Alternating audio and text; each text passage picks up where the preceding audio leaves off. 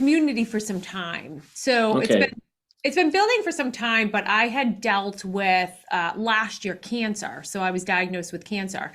I'm And sorry to hear that. yeah, well, I've come out on the other side, and right, like you mentioned, things happen for a reason.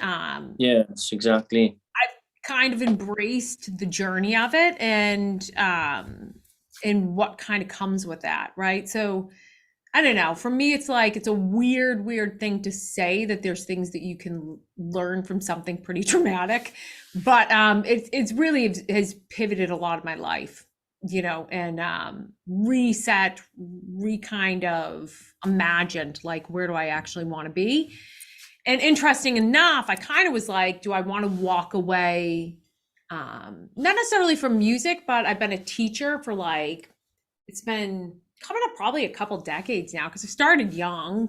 Um, and so I kind of had to sit there and think about it. And I was either going to go in on it or I was going to back away. And so I decided to kind of go in on it. I just felt like this is such a big part of me, and even just the experiences as I'll get into like later on in some regards to like mindset or things like that, there's been like such gifts with that, and it's been transformative for me as an artist to kind of have that rather than the go go go go go, which is a part Yeah. of it, but it's also like how important it is to take care of yourself, mentally, physically. And I think as artists we neglect that, especially trying to do a bunch of different things. So I haven't stopped from thinking that we can do a bunch of different things, but it's shifted on that end. So that being said, back to what you asked is, then I kind of was like, well, I've had this group. It's been here. It was for my in-person studio people, and I said, well, why don't I expand this out? I know for me, some of the greatest experiences that I've had, and this is just the truth, greatest experience I had is when I was in classes in community groups. And I learned so much and I made so many incredible connections that I was like, well, why don't I just create that myself, where I can share the things that I'm sharing. And on top of it, hopefully the goal is that I love to engage the community so that people can work together. So yeah, so I kind of just picked it up, and the best way to go about doing that is just looking up musicians from around the world, right?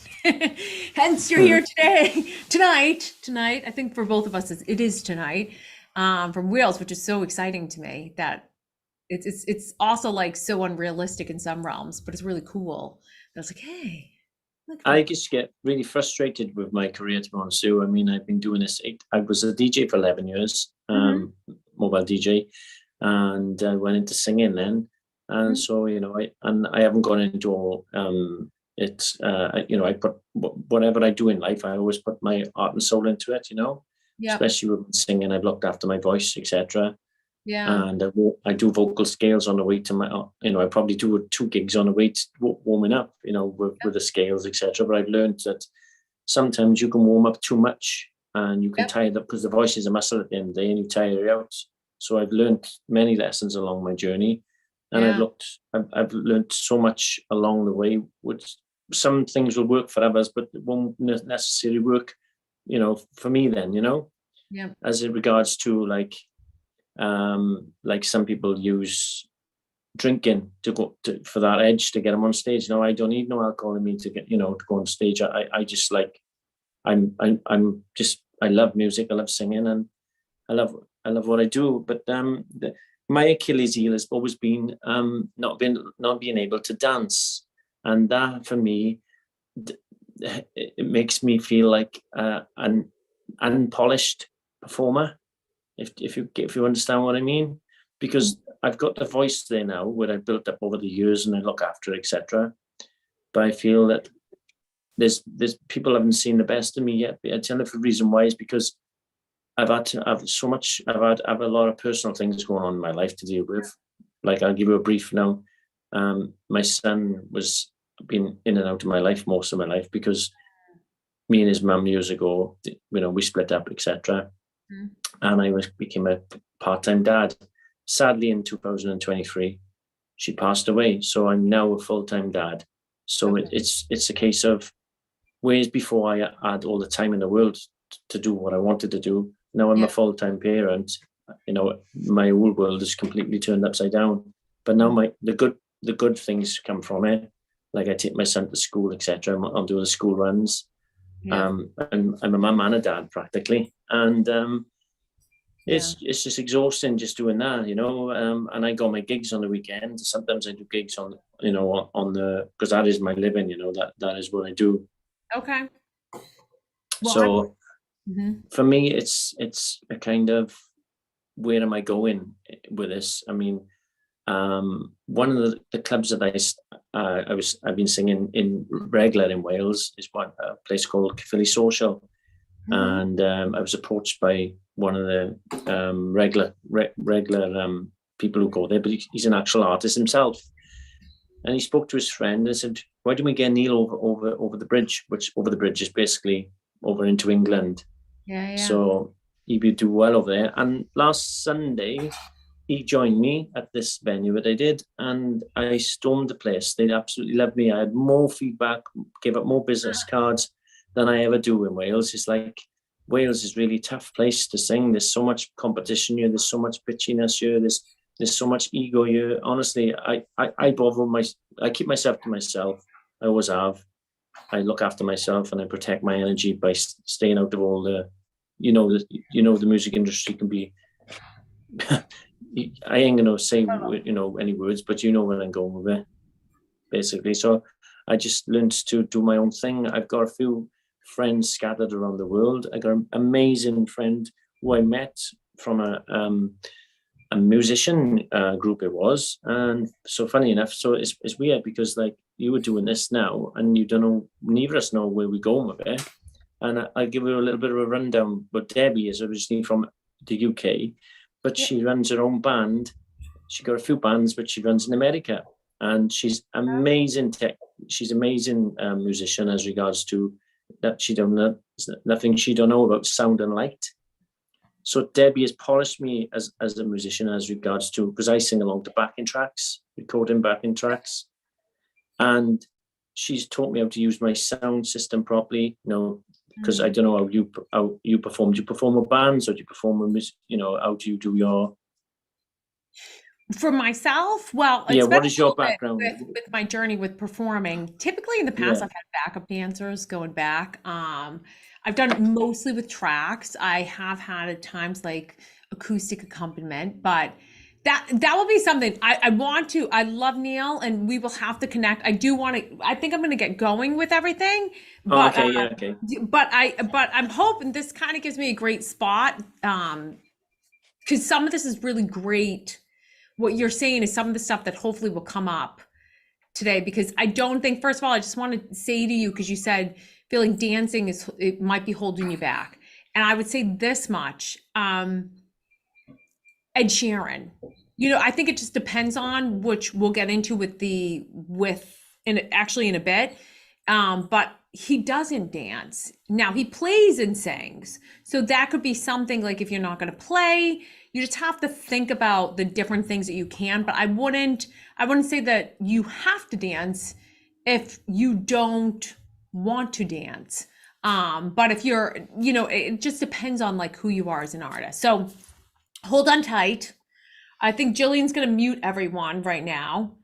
And then if you do have comments or questions or something comes up, feel free to drop a comment in the comments. And it's a little far away from me, but I think my Jillian can help me out by calling it out to me. So, yeah, I wanted to host this just because to me, there are like, I love helping artists, like I just mentioned a little bit ago.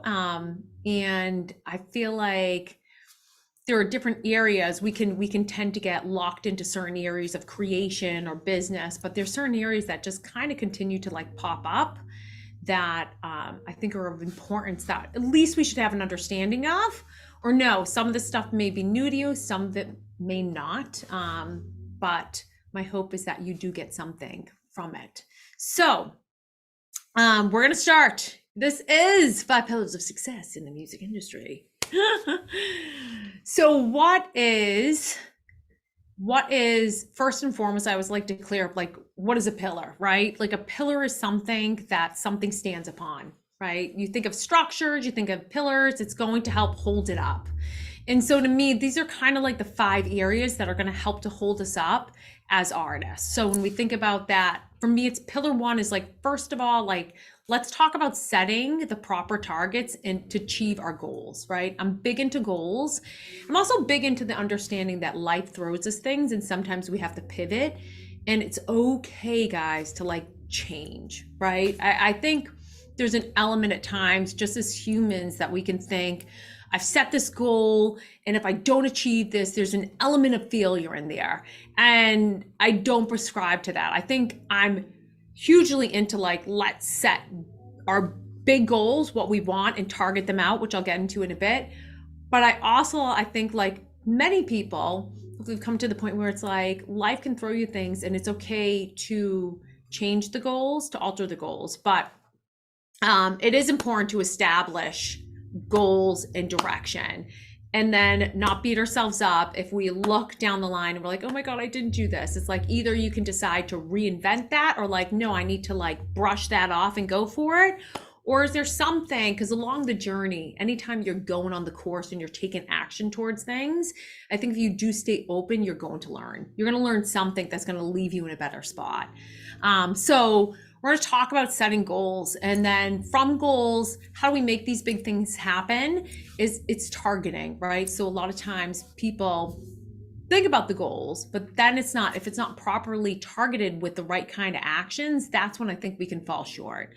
The next thing is creating a clear understanding of brand. Brand gets thrown around so much, and I think it's important we kind of take a look at what is a brand and how do we build that for ourselves, right? And then what are pillar 3 is like, what are the different areas of cash flow outside of just necessarily our normal performing? Like, what are the different ways that we can utilize our skill sets so we don't fall into starving artist, right? We hear that all the time, starving artist. And it's like, how can we actually make this a career?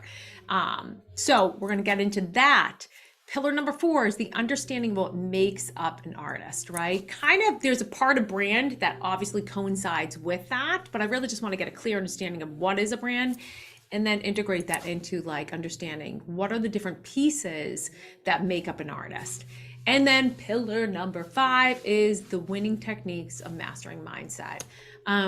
Over and over and over, I continue to be reminded and continue to see that as much as we take action and as much as we do certain skill work and we have the proper techniques and so forth, another huge area that we have to take care of and be mindful of is our mindset. And so I want to address that a little bit there.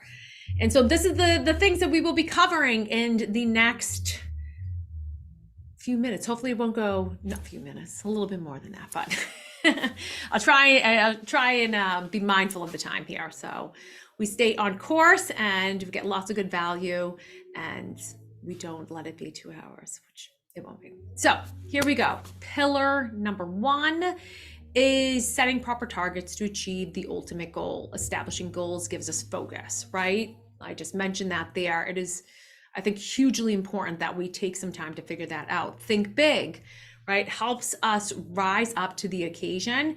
I heard this a few years back and I thought that was really, really interesting. I've been goal oriented, but I hadn't thought about it necessarily in this way. And it really shifted how I thought about goals as a whole. And that was like, the bigger the goal, the more stake there is in it, and the more likely people are to actually go after that because there's a bigger reward to it, right? So I guess if you just think about that there, if it's going to be more life altering for you, you're in a positive way, you're going to be more apt to want to do that, opposed to, like my goal is to, and this is, there's nothing wrong with this goal.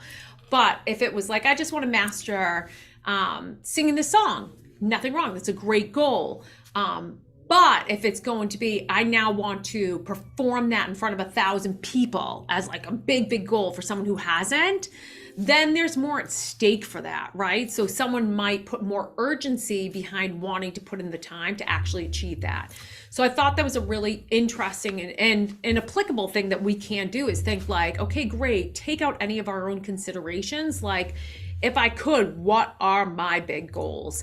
And then from there, it's like, okay, we have this big goal, but like, how do we even make that happen? And that's where subsets of goals is our target, right? This is our like strategy.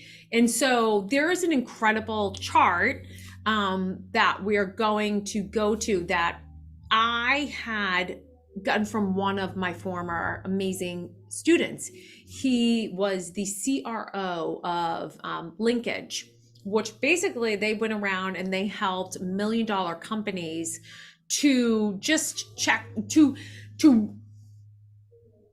hit their goals, their major goals, right? He would internally look at the organization, the people working there, and help them to set their major goals and then set their targets from there so that they could actually happen.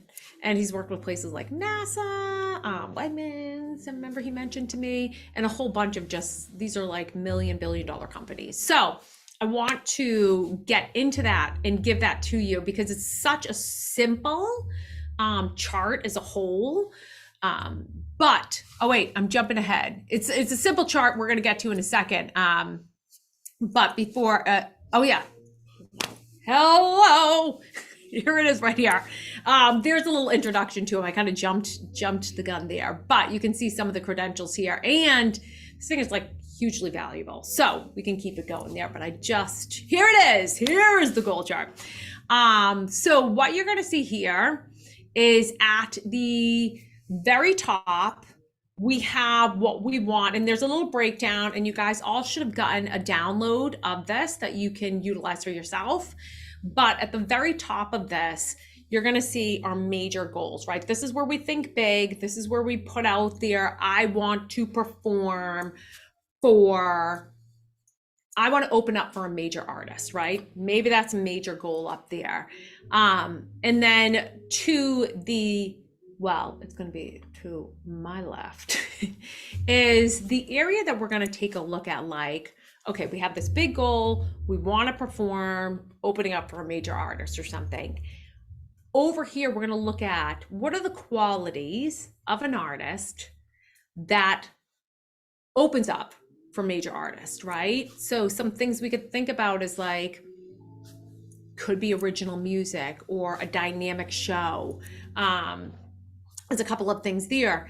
And so, a great exercise could be just to like go and do a little Google search and see other people within your area or nationally that are opening up for artists, and just take a quick observation like, okay, what do they have, right? You're not going to be them. It's not about trying to be them, but it's kind of looking at what are the successful actions that they're doing that you can then implement. So when you look here, that's what you're going to write out. Okay, great. Boom, boom, boom, boom, boom. These are the things that I can see and observe that they are doing that make up someone who would be at that level.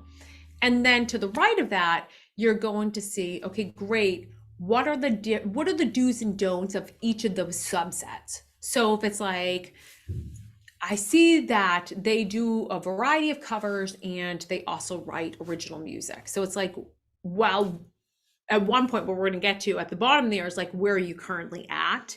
Because that's going to dictate kind of what are the things that you want to do. Well, if you're just starting, it's like, well, I don't have any original music. Then it would be start writing music.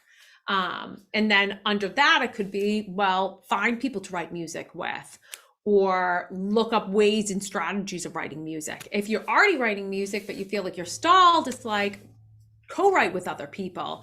So you're going to have to, it's an individual level there of like, where are you at? But you're going to take a look at like, what are the do's and don'ts for each of those different ones there that can ultimately help you. And it's actionable steps, right? Like these are things that we can actually do that are going to help us lean more towards that left side till we achieve that. And again, you're just going to see as you stack those things up there, it really is what makes it get to the top of the the kind of pyramid there. But I found this to be like incredibly simple, but yet hugely effective. And then at the very bottom there, you can take a moment and just kind of like be real, right? People will ask me, Patrice, do you think anyone can sing? And I really, really do. If you talk, you can sing. You have vocal cords that create sound. Now, we always have to be like a reality point. Where are we at? How much work do we need to get to that point? Sometimes people are going to be ahead or not ahead or whatever it may be, but we want to be real here and just kind of go, where do I really feel like I'm at? And truthful with ourselves, and like that, because that's going to help us establish again that right side there to kind of know what are the actionable steps that we're going to take in order to make this. So everyone's timeline is going to be different because everyone's at different phases of the process. And might find too that we're really strong on our vocals, but like we want to get better at performing, or we're really strong on vocals and performing, but we want to get better at songwriting. And that's something that makes up where we want to go. And so this helps keeps us in sync and on point to ultimately hit our targets. And you can think about too with the targets as like either these could be monthly actions, weekly actions, daily actions. You could subset it into that realm of it. So you could go really crazy with it. But I hope that you utilize this and really like hone in on that there. And you could do multiple charts too. Like you could do for different goals that you have. It could be as you as an umbrella as like an artist, or it could be just different areas that you want to focus in on. But I hope you use this to further yourself. All right, let's see. So pillar number 2 is creating a clear understanding of your brand, right? How many times have we heard this? It's kind of like gets thrown around so much. You see it in marketing, you see it in artists, and it's like, what is it? So brand is an intangible marketing or business concept that helps people identify a company, product, or an individual. You think about a emerald green emblem with a lady with a crown on it, and what pops up? People could drop comments if they think about it. For me, Starbucks. I love to use Starbucks. You think about a D&D, and you think about a light orange and a light pink, and I think about Dunkin' Donuts. And so all of this, the more that we kind of do things, and when I think about, and we can go to the next part there, when I think about the brand as a whole, right? When I think about Starbucks in comparison to Dunkin' Donuts, there's very strategic things that they do, right? They've done so much, they've been so effective in the business, like their coffee or not. But for me and most, I think when you start to hear those things or see the emblem, you know exactly what it is. There's not much questioning, right? So they've done a brilliant job in marketing. And to point out some of the things, right? Color scheme, for example, right? When we think about what makes up, what are all the different parts of it? Logo, color scheme, continuity, and even the strategic things behind that. I think about the light orange and the pink, and I think softer, and Dunkin' Donuts is for the person on the go. And when I think of an emerald green and a lady with a crown, with, you know, in a circle there, I think of a bit of royalty or a different, right? For me, that's what I kind of think about when I think about Starbucks. I'm like, ooh, for more of an elite, right? You want to, they even the names of it, right? It's not a small, medium, large. It's like grande, venti. So that is all strategic, right? To specifically let people know almost who they are. And so that's something we can think about as artists, right? We look at Ed Sheeran. I love Ed Sheeran, and he's him. He's authentic, and he wears t-shirts and jeans, right? He takes the train to his gigs. And then you think of other people, maybe like Beyonce or something where it's like glitz and glam. And so these are all kind of things that make up who they are, and it's part of their brand, right? Even the way you'll see when people are releasing music, the logos that they come out with, or the artwork that they come out with, the color schemes of that. And I think a cool thing with this is you can almost see like when it comes to someone putting out a new album or a new EP or something or a new song, um, you'll see how they kind of morph their whole social media at times to change into that. So it's okay to change. That's another huge thing, right? It's okay to have felt like you are one thing and then to morph into another, because we see that happening all the time with artists. Taylor Swift, right? When it came from her latest album, like if you just kind of watch the different trends and even scroll back on the social media, if she still has it all up, sometimes they delete it, you'll see all the color schemes. I think about the last one she did prior to this, prior to Folklore. I forget that one. It was like puffy clouds and all these bright colors, and it kind of just all made sense with what they were trying to achieve with the album there. And so the other things that we can think about is like, what kind of music do you sing, right? What is your personality? Nowadays, and this is all stuff, guys, you have to determine for yourself how much you want to share. You don't have to share anything. You can just share your music. But I think good and bad with social media is there is an aspect where people have come to want to know the artist, and you see artists sharing, oh, check out my daily. Like I see this thing lately where like you'll see with like females or something, like I'm going to share my daily routine and my facial stuff, and they'll be talking to you and like putting on their makeup or putting on their cream or their regime care, right? And so there's an aspect of they're probably, it's like maybe part of their a brand they're building, right? A fragrance or a cream or a makeup. But the other aspect too is like you can see people just doing that to like almost show their how real they are, right? Authentic and real to their people. They're more than just musicians, they're also people. And so, you know, some people are more serious, some people are more funny. It's whatever you feel like you need to showcase, but I do feel like a part of your brand is you, your personality. Who are you? That's going to draw on the right people, and not being afraid of. I think that's a huge thing, even just to touch upon, which we'll get to later, the mindset, but just keep it in mind that there's always going to be people who like you and don't like you. And I think for me, that was a huge barrier to overcome, but it was like hugely helpful because I was like, okay, I'm going to take the pressure off of like, I know that there are just going to be people that just don't like me, and that's okay. And I could do everything right in the world, and and they still won't. So I'm not going to sit here and try and I find with artists, I'll see, try to get everyone to like me and put that pressure on myself to think that everyone will, or get really hurt and sidetracked when someone may say something or whatever it may be. But don't want to go too far off, but that's the kind of thing too. Be you, be who you are.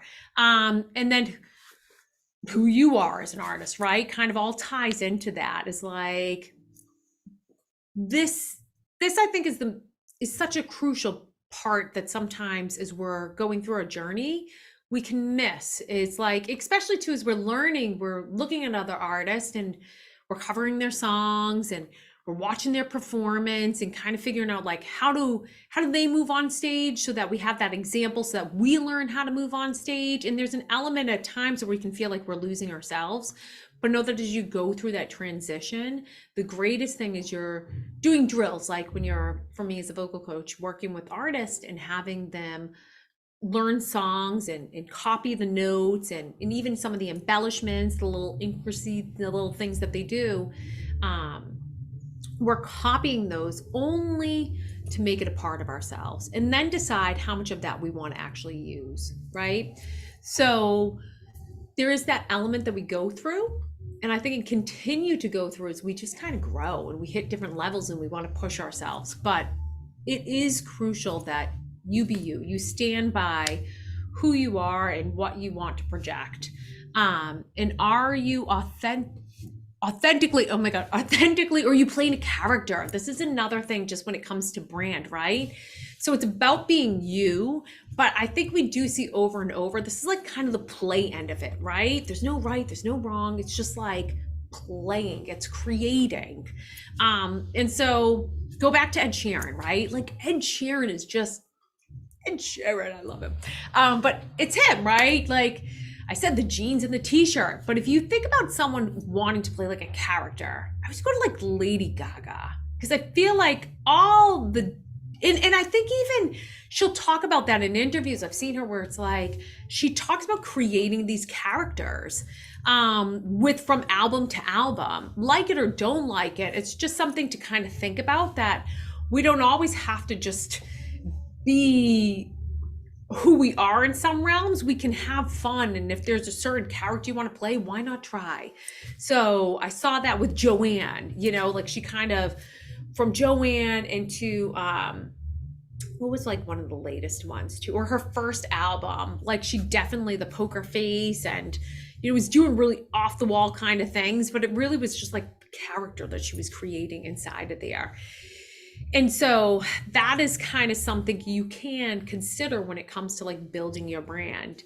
And then what is your image, right? So I think about too with brand when it comes to artist is like, what's your music, what's your personality, and what is your image? Now, image, when I talk about that, it does come down to like, what are you wearing, right? It can encompass a bit of like, I guess your personality element into there if you think of image interchangeable. But like here, I want you to think about like, how do I want to dress? How do I want myself to be projected into the world? Is it that I can wear what I wear when I just go to the supermarket and you know what, I just step on stage and that's all going to play in, but is that part of me? Or do I need to kind of think about when I'm getting ready for a performance about changing that whole attire and kind of going, I'm going to have a separate closet for my performance stuff, and I'm going to have a separate closet for like when I'm just walking around.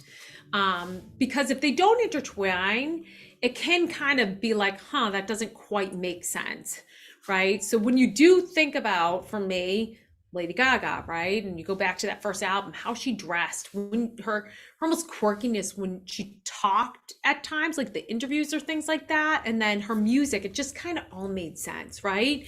When I hear Ed Sheeran, how he dresses, when he gives interviews, how he talks, and his music, it kind of just, it makes sense. It's a continuity, to go back to that part there, that I think people can understand, right? So I think when you're putting this together, it's just something for you to look at, and you can ask people, ask trusted sources.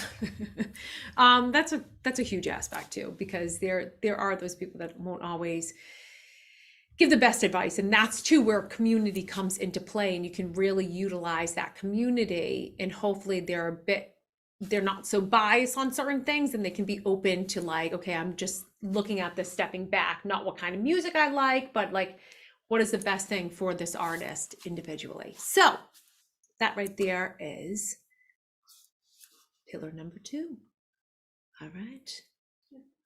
And yes, so we are at pillar number 3. How are you guys feeling? Feel free to drop a comment. But this is, I get super, super passionate about this. I think because when I first really started as an artist, it was a lot to do with like, I want to build, you know, thinking about like, I'm going to create this music, I'm going to do the stuff for something to go like viral, or like, I wasn't thinking of the long game and how to necessarily make each piece of art work for me in some regard. So before I dive too deep into that, pillar number 3 is multiple areas where you can create cash flow. I think we saw a prime example during the pandemic, COVID, where if we were just solely thinking of live performances, or just not even just thinking, we're just living off of live performances, the world kind of came to a halt, and it was hard for people to pivot, and again, thinking of income. So what are the different ways? So I'm a big fan of, and I think a lot of this came from there, and I do think a lot of people are in alignment with this, but like, if something happens, how would I still manage to get revenue, cash coming in? And so what are the different areas? Live performances, for sure. It's a great way to make a living. You can make some good money. Now, there was an interesting thing that came earlier in regards to if this area is saturated, I think about Nashville right now or LA. I don't feel like so much of New York, but when I think about in particular right now, we had such a shift from LA where it was like the music hub, and I'm not saying it's not, but like Nashville's become like small LA. And you're just seeing flocks of people go there, and it becomes really hard to live off of live performances. One tip with that, I would say, is to think of the other areas. You might have to travel an hour outside, but like there are different places we'll get into in just a bit that you can think about when it comes to for live performances. But with live performances, we have sync licensing. If you've been following me, I am a huge fan. This stuff does not happen overnight, but it is an amazing area for artists to look into. We have merch, we have paid partnerships, we have being a coach, and you have production and studio. Oh my God, studio musicals, work for hire vocals. So let's break this down a little bit. When we think of live performances, like what are the different things that could encompass that to think about outside of, you know, you just need that little like, oh yeah, like that's a great place. I hadn't thought about performing there. Another great thing you can do is like just look at local artists and see if there's anything that they are doing there. So live performances, local theaters, festivals, you have music festivals, kind of interchanging. But some are more particular. I think when it comes to like festivals, there's like the county festivals, right, where they do have music, but they are, you know, the pumpkin contest, face painting, and all different kinds of things there. But then you think of like music festivals, again, are just in particular, just typically for music, right?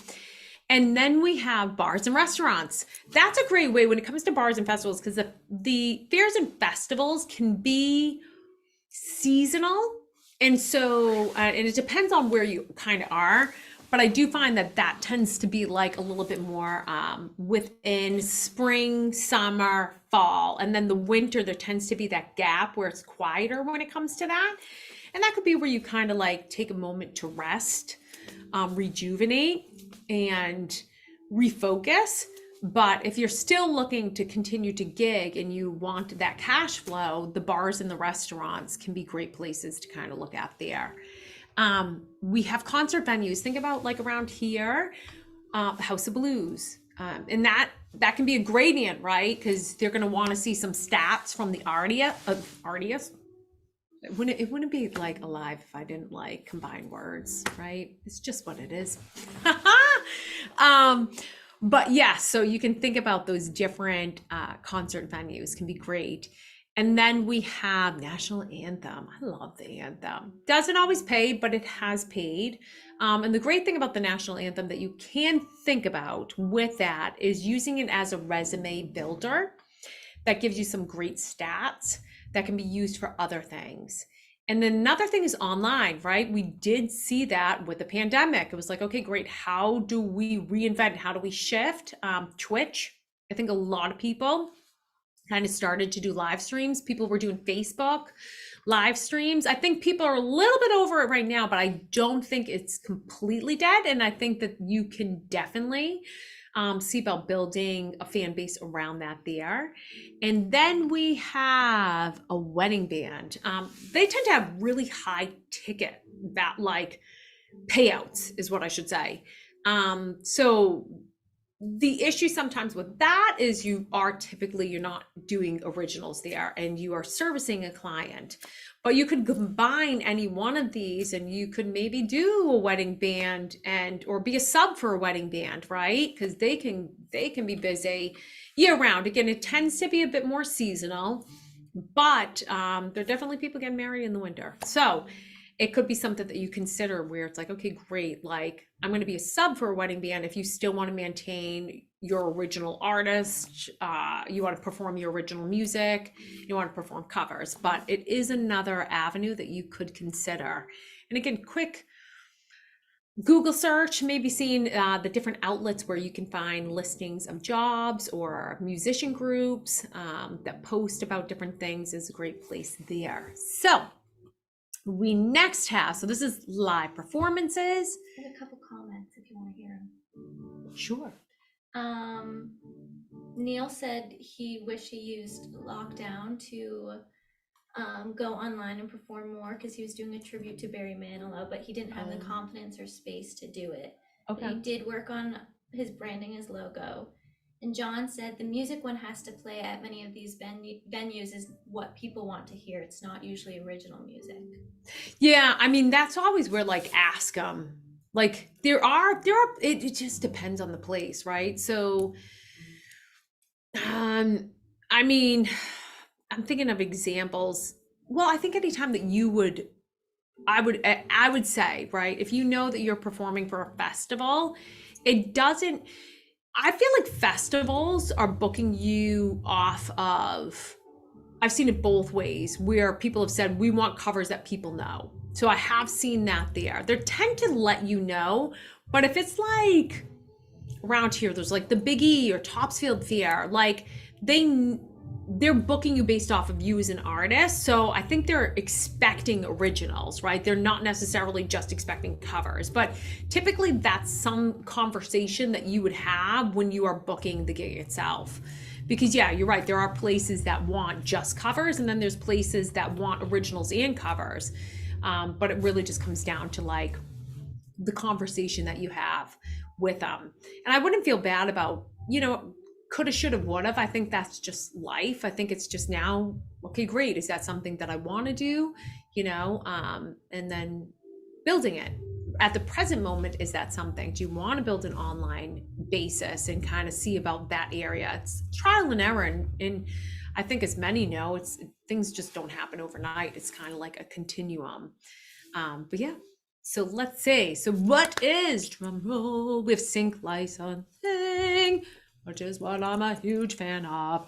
I really got into this like 4 years ago. I've always wanted to have a song in a TV show. I can recall like that being a huge goal of mine, but like I didn't have the know-how. I knew that there were certain things that you had to do, but I wasn't approaching it the right way. But before I get too deep into that, what is sync licensing? Sync stands for synchronization, and that is putting two things together. So when we think about ads or TV, when we think about trailer music, when we think about TV shows, background music for live events, retail store music, right? They're all utilizing original artist. And this really does have, as general, I mean, I think a lot of people are becoming more in tune with this here. So you're seeing more people venture into it, but we're also seeing the networks build. So there's going to continue to be, in my opinion, a demand for it. And this can pay out great. When I was in the hospital with cancer, I think I had like, I'm going through everything. I'm like, wow, I'm getting another sync. It's on another TV show. And I continue to see the residual effects of that through my ASCAP, through my PRO. It's like, okay, great. This is stuff from 2019 and it's still, paying out. Sometimes small, sometimes bigger. It just depends, but it really is, it's a great area to consider. And I will say when it comes to the sync world, just like any evolving area in the industry, they do love independent artists. They love independent artists, and they do look at, does this person have a brand? Before, people could think about sync and they think about jingles. And there were people that did that. They just like made a living off of making jingles and different things like that. And there wasn't such an emphasis on like artist, but you will see now that they tend to like that people are independent because they don't have as many strings attached to them for clearing stuff, but they also really like that that they have a brand. So it is something, if you're going to get into, to consider when it comes to that, is just making sure, be it a social media presence or that kind of, again, go back to that continuity in through the air. But this is such a great area for people to consider. And some things that you can do with as little tips is like, just if you're like, how do I get into that? YouTube can be a great resource. I have lots of different guides on that as well. but you can even just think about networking with people who are in it, and that can be a great starting point. So here's our sync. John, real quickly, John asked, have you heard of Taxi AR? Yes. And what do you think of it? I mean, I know people who have done stuff with Taxi. It's not my go-to. I think it's a paid prescription. Yeah, it's $300 a year. 300 a year. Yeah. Yeah, it's not. I guess I'm just like, how many syncs placements do they get, or which sync a placement do they get from that? I get mixed reviews. I guess the conference is kind of the big thing that I've heard over and over. That like the conference is the big thing that people like sign up to be a member in order to like go to the conference and do a lot of networking. That's a great way to like network with people. So I would do your research. In the courses that I've taken, because I've taken a couple of courses when it comes to sync, in order to understand it, right? That's education. Knowledge is power. So for me, I knew I had the goal, but I was like, I have to kind of like understand this more. So there was plenty of people that talked about Taxi, and that was part of it. But again, I can't say one way or another. I think people had good stuff, and then other people, I don't know if I ever like heard anything really bad. I just don't know if I heard like much coming from it from other things, or doing some other kind of sync conferences and stuff like that. But yeah, that's what I'd say with Taxi. I don't know if that helped too much. All right, so moving on. That's the next Oh, ta-da! It's there. That's great.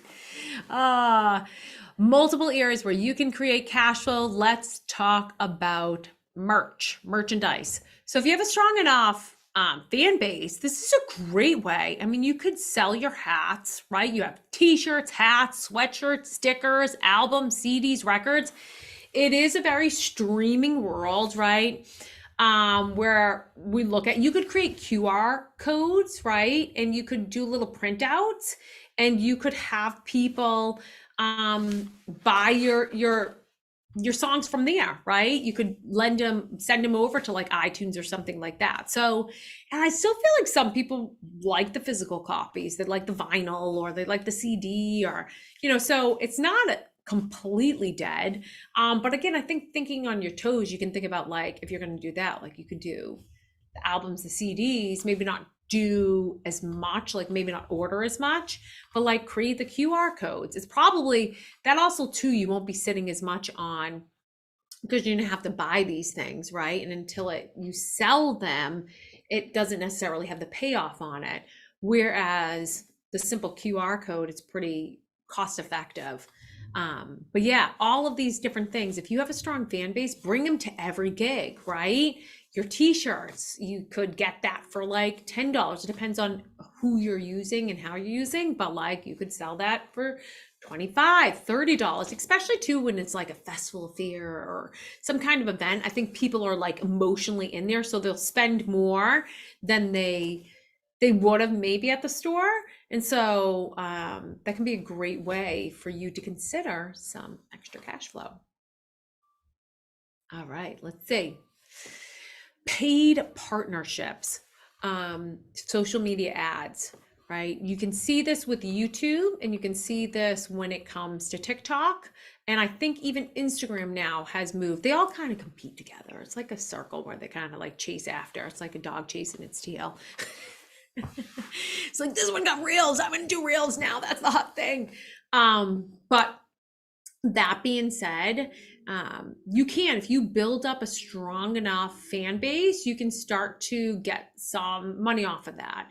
And with YouTube, you need to reach 1,000 subscribers and how many watch hours is that? I'm losing sight. But it is, you can go on your YouTube if you have a channel, which I'd highly encourage everyone to, and you can look at what it is. I'm losing it because I'm on my own mission with that, but it's 1,000 subscribers and let's see, maybe like 4,000 watch hours. So check that out for yourself. But there are ways that once you hit that benchmark, then you can start to make some money off of that there. Like anything, again, like I said, it's a building process, right? These things, and that's why I think it's important to think about multiple things together, because as you're building one, you can still have that support from another.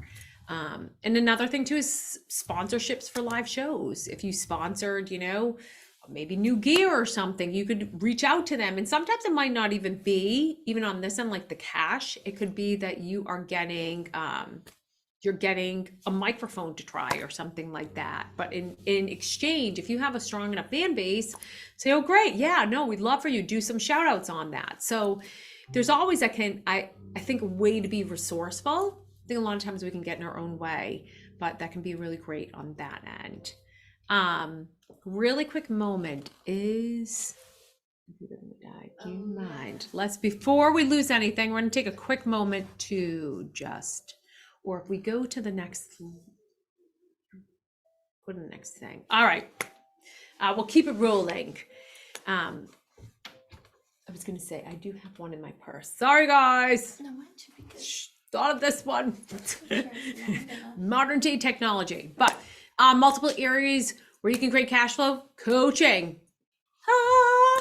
If you love what you do, there is no better reward than helping others master their craft. Yeah, I mean, if you are skilled in it and you love what you do, coaching can be another area.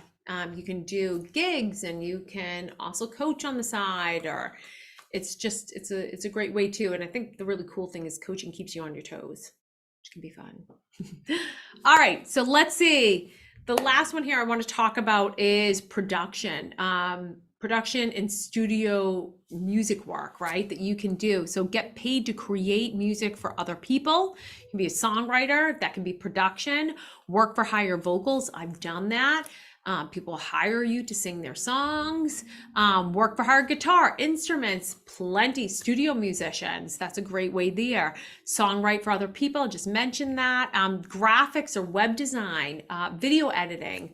Like these are different things of being like, oh, wait, I have these other assets. I can do these. And it all works within the realm of your artistry or creating, right? And other things that musicians need. So I think this is definitely an area that you can kind of think about, right? Not always. I think for me too, it's like, oh, work for hire, singing out my vocals, like, oh, I didn't think about that, but you really can. You can start to advertise that, and it's a great way to kind of get some extra income. And you can network with the local studios. Just introduce yourself and let them know, or send them a sample of your voice and what you could do, or what you can do with the guitar or the instruments or any other instrument. So another area to think about. All right.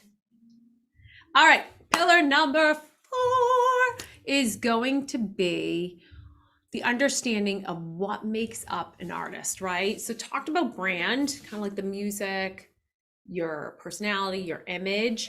But there are other areas of like, what do we need to focus in on as an artist in our full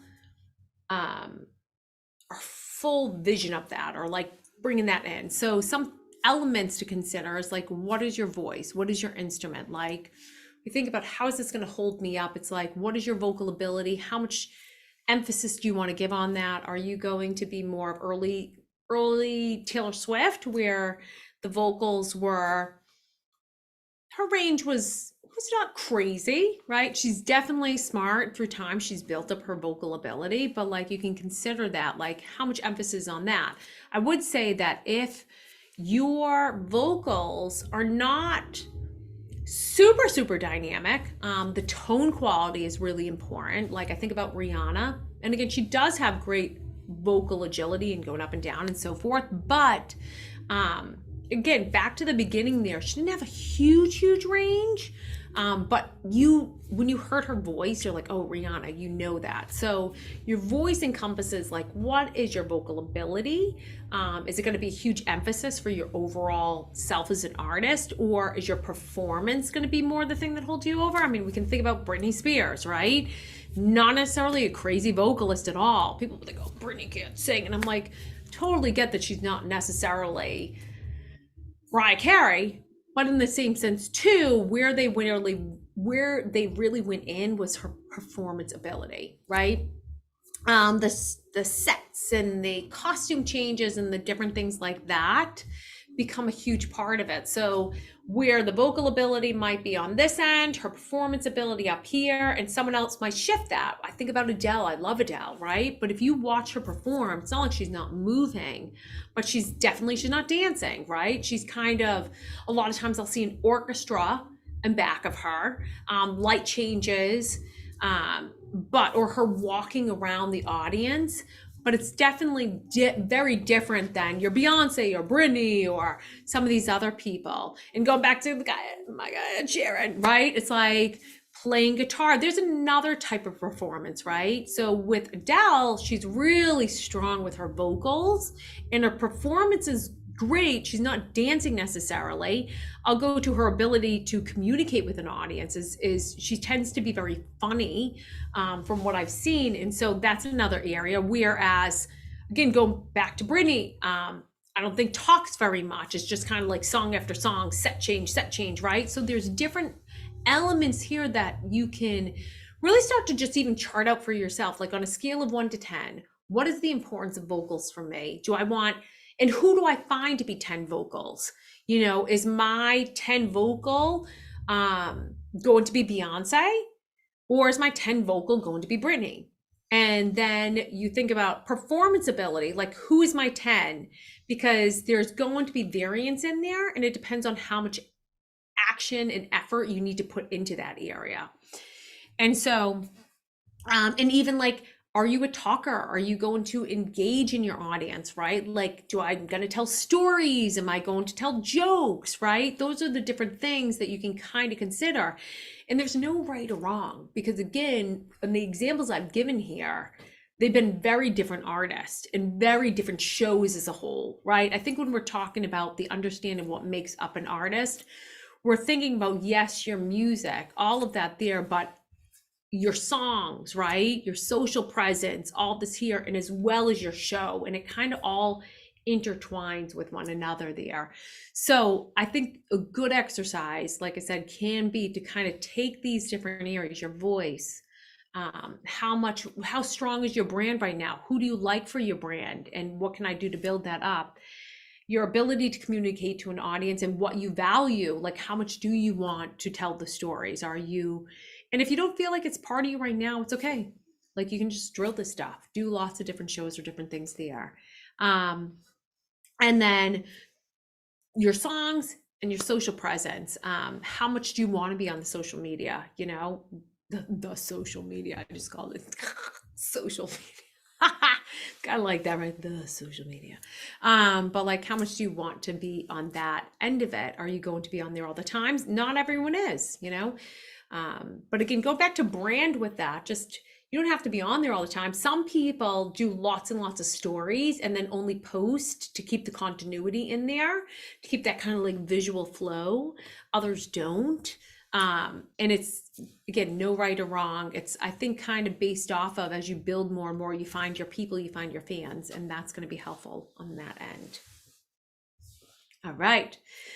Drum roll, we are at pillar number 5, and this is mastering your mindset. I said this in the very beginning. As much as everything that we've gone over, unless you kind of get yourself into a healthy spot with this, it can be really, really hard. It's like moving boulders. So some things here, right? Mindset, as performance and mindset we want to achieve is one where we have full confidence in our capabilities, and we are being the performer we aspire to be. So what is beingness? This is the state or quality of being existence, right? If you want anything in life, you have to first be it. And I think an amazing example of this is I watch my son getting ready for baseball, right? He's younger, and he has recently gotten into baseball, but he loves it. And I think this past spring was like his first season, and I loved watching him. And I'm always encouraging him that you you can do anything you want with hard work, right? Is a huge thing that I think can help on that end.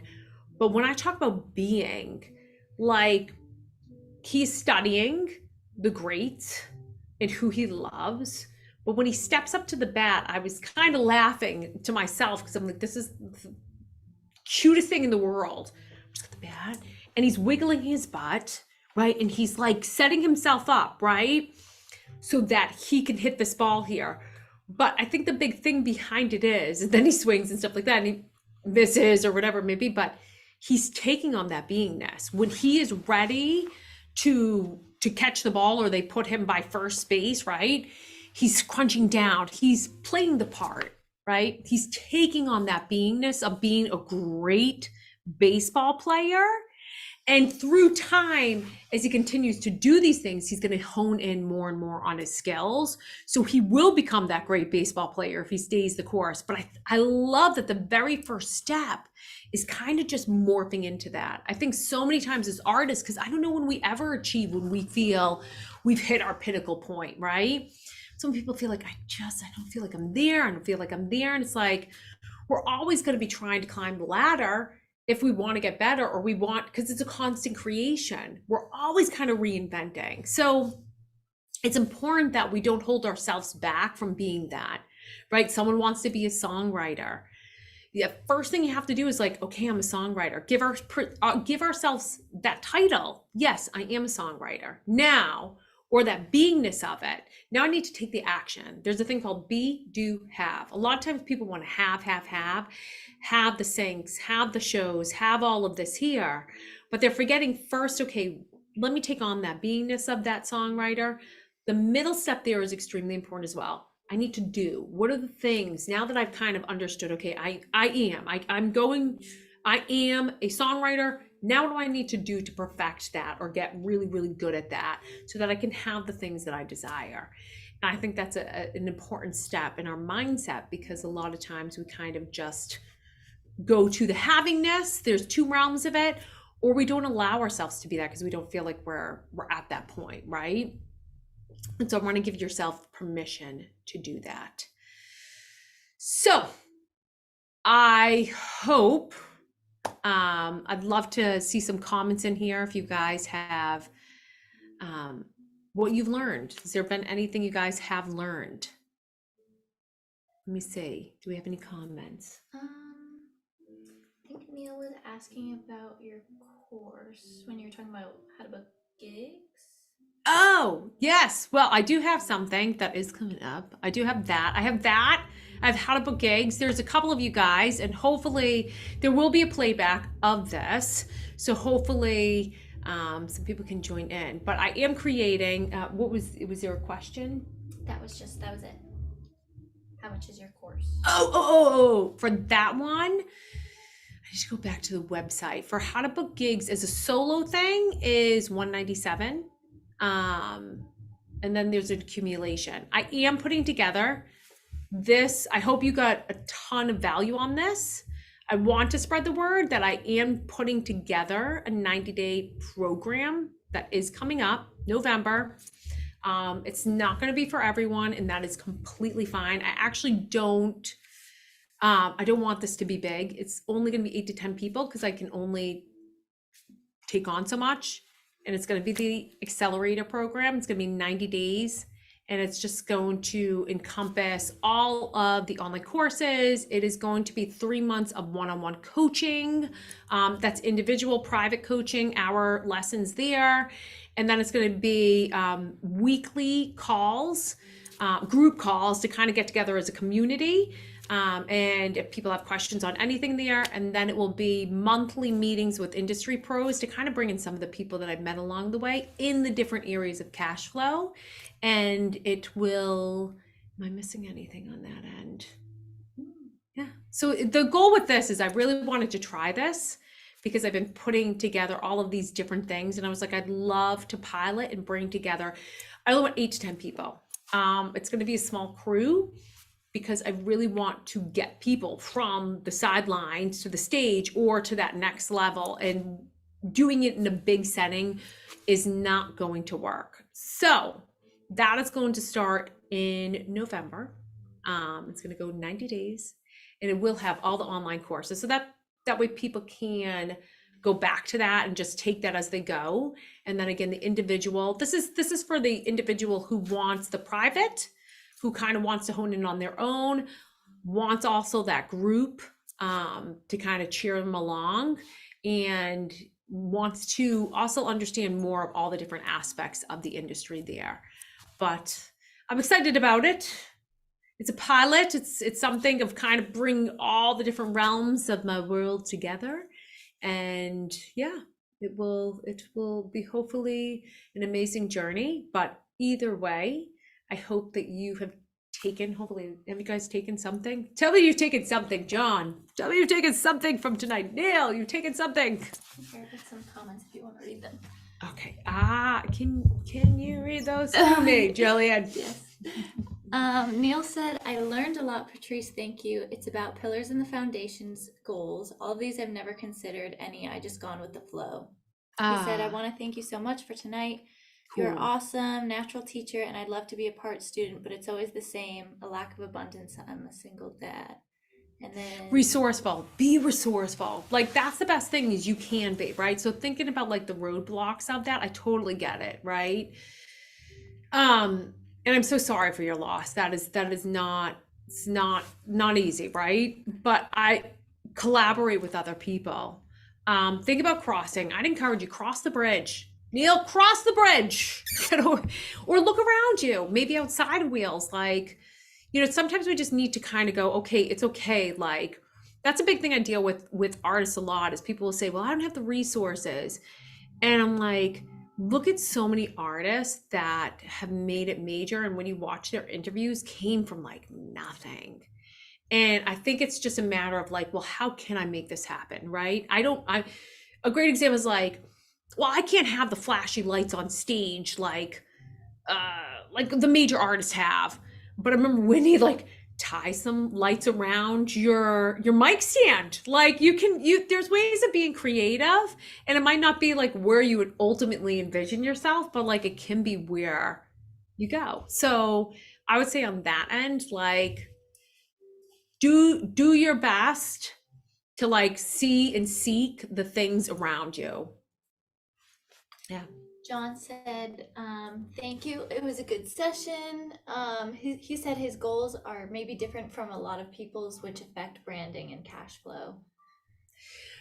But you know what? Again, just kind of thinking outside the box, knowing there can be a spot for so many different things. Like, John, you're a great producer, right? You can most definitely start to produce for whether you believe that or not is one thing. And this is where going back to the being that and accepting that role and being okay with that role too. Like you totally are. So you're a producer, you're a singer, you can do work for hires, you're an incredible instrumentalist. Like my mind goes to like utilize those assets, right? Record other people. If you have the system and you have the stuff there, it's like you can totally charge for that and not being afraid, right? We all have to. I do plenty of things for like online free, but then at the end of the day, just like any pro, like you're going to have to charge for your services because we all have to like make a living. So there's nothing wrong with charging for those things because you've invested in it too. Like for me, I've invested legit, like thousands and thousands and thousands of dollars to better myself as an artist. Like with Sync, right? I was like, well, I know I want this goal, but I'm like not achieving it. And I know there must be a way. So like, how can I make that happen? And for me, that meant I've done 2 courses in that. And it was an investment, that pays off because now, I'm able to have those things or to understand that industry and even pay it forward to other people. So there is an element of that. Like when you hit a certain realm, like don't be afraid, like as performers, right? Like in the beginning, you might be building yourself. So you might be doing certain gigs for exchange. I never say free. I don't like the free word. It might be an exchange of like, hey, I'm going to do this to showcase what I have, I'll do an hour set and then ultimately to do a paid gig at this place, or it's a big event and there's thousands of people and you can sell merchandise, you can have a tip jar, and they're going to promote you to different places, right? So there's all different kinds of ways, but like eventually you need to get to the realm of like, no, I've worked hard for this, I'm going to now be compensated for that. So yeah, well, I hope this was enjoyable for all. Thank you so much for joining, and onward and upward we go. All right, guys, I'm gonna end off now. Perfect. Hopefully I didn't too late. Bye, guys. Have a good night. All right. He said, John said he was going to join Fiverr, and then I liked his quote. Oh, do we stop the recording? Save the recording. Stopped. Oh, there we go. It's our live. Let's see. He said, not afraid of anything except spending time off the goal. I think that was his quote or something like that. That's what John said. I was like, oh, that's actually kind of a good quote. Not afraid of spending time off anything but the Not goal. not afraid except spending time off the goal. Oh, recording paused. All right, so we'll stop it. Okay, stop recording. Might need to be edited. It says you will be notified when the cloud recording. But the only thing with this I'll have to see in the next couple of days is to send an email where it's like, you can watch for the next few days. Oh yeah. Just because like. Yeah, we had John, Dan, he left at 7. He sent a message. He's like, oh, I have to hop off, but great session. And then Neil, and then that Dawn and Meek girl. Dominique, yeah. She like hopped in and out, so I don't know if it was like. Maybe something she could watch it later. I'll have to see. I'll have to think about tomorrow. This should be on, I gotta fly. I should have thought, then I was like, oh God, lesson learned for like Neil.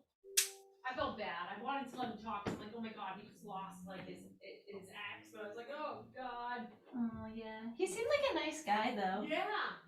I'm always worried, you know, like when it's international or you can't see their face, it's like, who's gonna be behind? Yeah.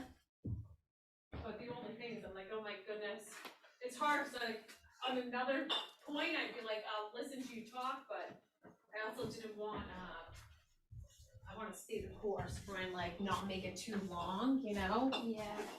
Will you, before you go, because I Yes. also have to go at 7:30, will you just Yeah. send me the last few videos you took? I don't think I got the vocal coach story.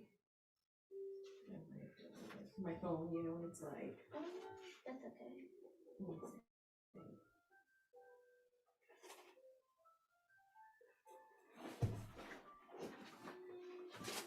Wrap up. How was it? There was a few spots I was like, I thought it was good.